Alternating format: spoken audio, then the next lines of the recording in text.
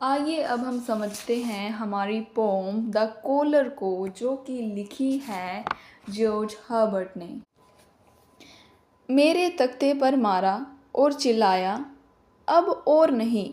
यहाँ कवि किसी निराशा और विद्रोह की भावना व्यक्त कर रहा है। स्ट्रक द बोर्ड एक अचानक और ज़ोरदार कार्रवाई है जो उसकी मजबूत भावनाओं को दर्शाती है। वह कहता है कि वह अब और सहन नहीं करेगा। मैं विदेश जाऊंगा। अब्रोड का अर्थ है बाहर, दूर। कवि कहता है कि वह इस बंधन या इस स्थिति को छोड़कर कहीं दूर चला जाएगा। यह उसकी स्वतंत्रता की इच्छा को दर्शाता है। What shall I ever sing and pine? क्या क्या मैं हमेशा आहें भरता और कुढ़ता रहूंगा? कवि एक सवाल पूछता है, अपनी वर्तमान दुखी और असंतुष्ट अवस्था पर आश्चर्य व्यक्त करता है। साई एंड पाइन का अर्थ है आहें भरना और किसी चीज़ के लिए तरसना और दुखी रहना। My lines and life are free, free as the road.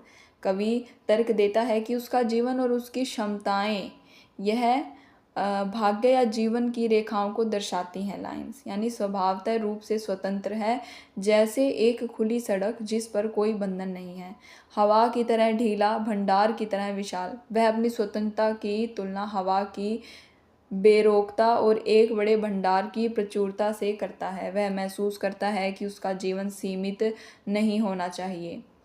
क्या मैं कभी भी याचिकार्थी बना रहूँगा? यानी कि इन सूट का अर्थ है किसी की कृपा या अनुमति के लिए याचना करना, जैसे किसी दरबार में।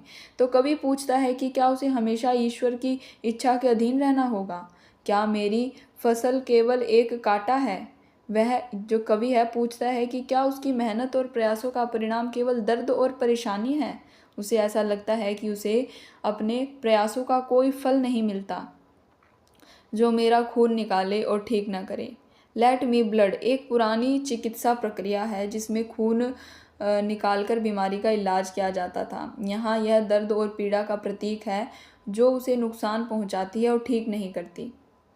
जो मेरे हृदय फल से खोया है, जो मैंने हार्दिक फल से खोया, यानी कि कोर्डियल फ्रूट का मतलब है ईश्वर के प्रेम और आशीर्वाद का प्रतीक, जिसे कवि ने अपने अनुभव किया है। वह पूछता है कि क्या उसने उस प्रेम को खो दिया और बदले में उसे केवल दर्द मिला है? निश्चित रूप से वह शराब थी। शराब अक्सर आनंद और उत्साह का प्रतीक होती है। केवल याद रहता है कि एक समय था जब उसके जीवन में आनंद था।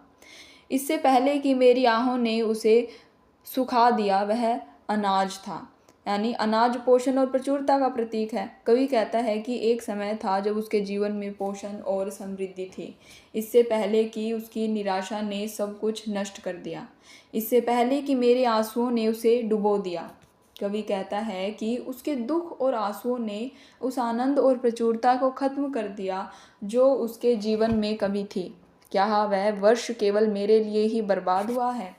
तो कवि पूछता है कि क्या केवल उसी ने समय और अवसर बर्बाद किए हैं? क्या मेरे पास इसे ताज पहनाने के लिए कोई लॉरल नहीं है? बेस या लॉरल की पत्तियां जीत और सम्मान का प्रतीक हैं। तो कवि पूछता है क्या उसके पास अपने प्रयासों को सफल बनाने या सम्मानित होने का कोई मौका नहीं है?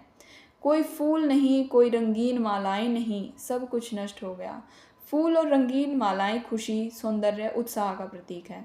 तो कवि पूछता है कि क्या उसके जीवन में अब कोई खुशी या सुंदरता नहीं बची? क्या सब कुछ नष्ट हो गया है?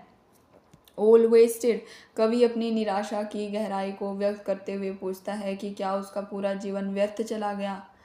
यहाँ कवि अपने दिल से बात करता है, एक विपरीत विचार प्रस्तुत कर रहा है। वह कहता है कि सब कुछ बर्बाद नहीं हुआ है, अभी भी फल है, यानी कुछ सकारात्मक बचा है और तेरे पास हाथ हैं।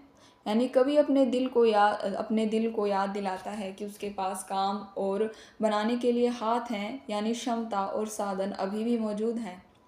अपनी आहों से भरी उम्र को फिर से प्राप्त कर। अपनी आहों से भरी उम्र को फिर से प्राप्त कर, यानी कवि अपने दिल को प्रोत्साहित करता है कि वह अपने दुखों और आहों से बर्बाद हुए समय और जीवन को फिर से हासिल करे। दोहरे सुखों पर अपनी ठंडी बहस छोड़ दे, यानी कवि अपने दिल को सांसारिक सुखों की ओर लौटने के लिए कहता है और ईश्वर के साथ अपनी कोल्ड डिस्प्यूट यानी कि जो कोल्ड वॉर चल रहा है उसको छोड़ने के लिए कहता है। क्या उचित है और क्या नहीं, इसकी अपने पिंजरे को छोड़ दे, यानी कवि अपने दिल को उन तर्कों को छोड़ने के लिए कहता है कि क्या उचित है और क्या नहीं, और अपने आत्मनिर्मित बंधन से मुक्त होने के लिए कहता है। तेरी रेत की रस्सी, रोप ऑफ सैंड्स, एक ऐसी चीज़ का प्रतीक है जो कमज़ोर और बेकार है, जिसे पकड़ा नहीं जा सकता। कवि कहता है कि उसके तर्क और विद्रोह रेत की रस्सी की तरह व्यर्थ हैं, जिसे छोटे विचारों ने बनाया है और तेरे लिए बनाया है। कवि कहता है कि ये व्यर्थ तर्क और बंधन उसके अपने छोटे और तुच्छ विचारों के कारण बने हैं। अच्छा केवल लागू करने और खींचने के लिए है। यहाँ कवि व्यंग्यात्मक है। वह कहता है कि उसके छोटे विचार उसे बांधने के लिए एक मजबूत केबल की तरह काम करते हैं, उसे अपनी निराशा में खींचते रहते हैं और तेरा नियम बन जाते हैं। कवि कहता है कि उसके नकारात्मक विचार उसके जीवन के नियम बन जाते हैं और नियंत्रित करते हैं। जबकि तूने आँख मिचमिचाई और देखना नहीं चाहा। कवि कहता है कि ईश्वर ने उसकी निराशा और गलत विचारों को अनदेखा किया, शायद उसे अपने सबक सीखने दिए। दूर हो ध्यान दे, दूर हो ध्यान दे। कवि अपने विद्रोही विचारों को दूर करने और ध्यान देने के लिए कहता है, मैं विदेश जाऊंगा। कवि फिर से अपनी स्वतंत्रता की इच्छा व्यक्त करता है, कहता है कि वह इस बंधन से दूर चला जाएगा। वहाँ अपनी मौत से सिर को बुलाओ, अपने डर बांध लो। डेथ्स हेड, मृत्यु का प्रतीक है। कवि कहता है कि अपने मृत्यु दर को याद करो और अपने डर को नियंत्रित करो। यह एक तरह का आत्म अनुशासन का आह्वान है। उसने कहा, अब और नहीं। यह पंक्ति कविता के पहले भाग से जुड़ी है। कवि के विद्रोह की घोषणा को दोहराती है। प्रभु, मैं तेरे रास्ते में तुझसे मिलूंगा। यहाँ कवि का महत्वपूर्ण मोड़ है। कवि अंततः अपने विद्रोह को त्याग देता है और ईश्वर के रास्ते पर चलने की इच्छा व्यक्त करता है। वह अपनी इच्छाओं को छोड़कर ईश्वर की इच्छा को स्वीकार करने को तैयार है। तो ये जो कविता है, पोम है कोलर, ये बताती है जो बंधन और प्रतिबंध का प्रतीक है। कवि शुरू में ईश्वर के नियमों और सीमाओं के खिलाफ विद्रोह करता है, अपनी स्वतंत्रता और सांसारिक सुखों की इच्छा व्यक्त करता है। उसे लगता है कि ईश्वर की सेवा ने उसे केवल दर्द और निराशा दी है। लेकिन अंततः कवि को एहसास होता है कि उसका विद्रोह व्यर्थ है और उसके अपने तुच्छ विचारों से उत्पन्न होता है। वह अपनी गलती को पहचानता है और ईश्वर के रास्ते पर लौटने का फैसला करता है, ईश्वर की इच्छा को स्वीकार करता है। यह कविता आध्यात्मिक संघर्ष, विद्रोह, अंततः ईश्वर के प्रति समर्पण के विषय को दर्शाती है। तो जो आगे की लाइन है, he that forbears to suit and serve this need deserves his lord, से लेकर और लास्ट लाइन जो है, and I replied my lord तक, इसको समझते हैं।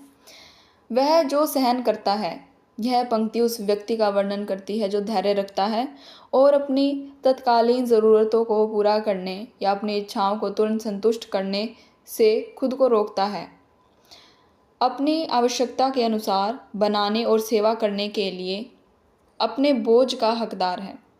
यानी कि to suit and serve his need का अर्थ है अपनी ज़रूरतों को पूरा करने या अपनी इच्छाओं को संतुष्ट करने के लिए व्यवस्था करना या कार्य करना। जो व्यक्ति ऐसा करने के सुख को रोकता है, हिज लॉर्ड, यहाँ जो जिम्मेदारी है, हिज लॉर्ड यानी यहाँ जिम्मेदारी, कर्तव्य और शायद कठिनाई या परीक्षा को दर्शाया गया है। कवि का तात्पर्य है कि जो व्यक्ति धैर्य रखता है और तुरंत अपनी इच्छाओं को पूरा नहीं करता, वह अपने दायित्वों या फिर चुनौतियों का सामना करने का हकदार है, या शायद उसे अंततः उसका प्रतिफल मिलेगा। यह पंक्ति संयम और धैर्य के महत्व को दर्शाती है। लेकिन जैसे ही मैंने बड़बड़ाया और अधिक उग्र और बेकाबू होता गया।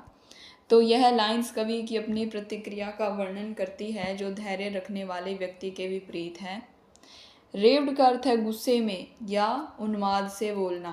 और ग्रू मोर फियर्स एंड वाइल्ड का अर्थ है अधिक उग्र और अनियमित होना। कवि अपनी निराशा और विद्रोह को व्यक्त कर रहा है। हर शब्द पर मुझे लगा कि मैंने किसी को पुकारते हुए सुना, बच्चा, और मैंने उत्तर दिया, हे प्रभु। तो कवि कहता है कि जैसे जैसे हम अपनी निराशा व्यक्त कर रहा था, जैसे जैसे कवि अपनी निराशा व्यक्त कर रहा था, हर शब्द के साथ वह और भी उग्र और बेकाबू हो जा रहा था। अपनी निराशा और गुस्से के बीच कवि को ऐसा महसूस होता है तो कवि अपने गुस्से और निराशा के बीच कवि को ऐसा महसूस होता है जैसे किसी ने उसे बच्चा कहकर पुकारा हो। यह स्वर स्नेह, कोमलता या अधिकार का हो सकता है और यह कवि के उग्र व्यवहार के विपरीत है। और मैंने उत्तर दिया, हे प्रभु।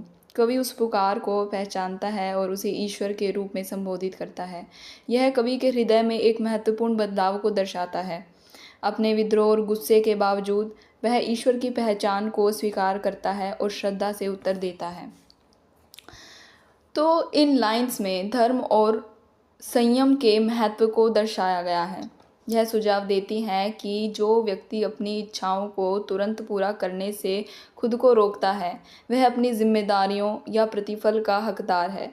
इसके विपरीत कवि अपनी प्रतिक्रिया का वर्णन करता है, जिसमें वह अपनी निराशा में उग्र और बेकाबू हो जाता है। हालांकि अपने गुस्से के बीच उसे ईश्वर की पुकार सुनाई देती है, जिसे वह पहचानता है और श्रद्धा से उत्तर देता है।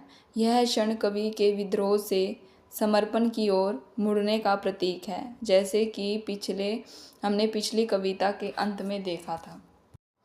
आइए समझते हैं जो पोयम है द कोलर, जो कि जॉर्ज हर्बर्ट ने लिखी है, वो किस बारे में है। तो जो कविता है द कोलर जॉर्ज हर्बर्ट द्वारा लिखी गई है, एक ऐसे व्यक्ति के बारे में है जो धार्मिक जीवन की सीमाओं से तंग आ चुका है और विद्रोह करने की इच्छा रखता है। वह अपनी निराशा और गुस्सा को व्यक्त करता है, महसूस करता है कि उसने सांसारिक सुखों को त्याग दिया है और बदले में उसे क्या मिलता है। वह चिंतित है। मैंने मारा और कहा, कोई अधिक नहीं।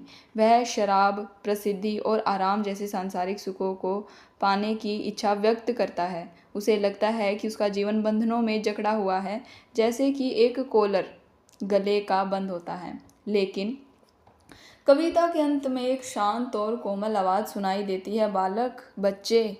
यह आवाज़ और कोई नहीं बल्कि स्वयं ईश्वर की है। इस एक शब्द से विद्रोही का सारा गुस्सा और निराशा पिघल जाता है। उसे एहसास होता है कि उसकी स्वतंत्रता और सच्चा आराम ईश्वर में ही निहित है। वह उस प्रेम के बंधन को पहचानता है जो उसे बांधे रखता है, एक ऐसा बंधन जो कॉलर की तरह लग सकता है लेकिन वास्तव में मुक्तिदायक है। तो संक्षेप में यह कविता धार्मिक जीवन की चुनौतियाँ, मानवीय इच्छाओं और अंततः ईश्वर के प्रेम और समर्पण की शक्ति का एक मार्मिक चित्रण है।